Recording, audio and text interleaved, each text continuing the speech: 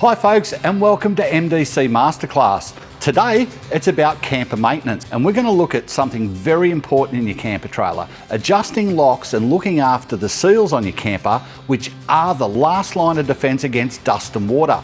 So grab yourself a 10mm spanner and let's get started.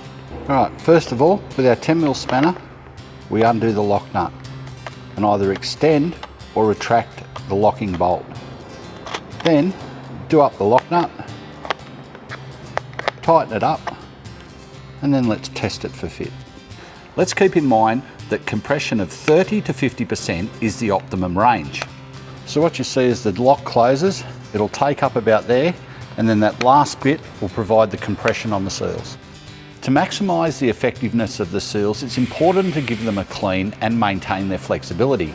A wipe down regularly with a product like Armour All or any rubber softener will help keep them clean and flexible and able to do their job just right. How easy was that? 20 minutes and we've done all the locks and seals on the camper and we're ready to hit the tracks. So follow those directions so you can escape with confidence. For more tips and tricks, head across to our website and check out the entire series.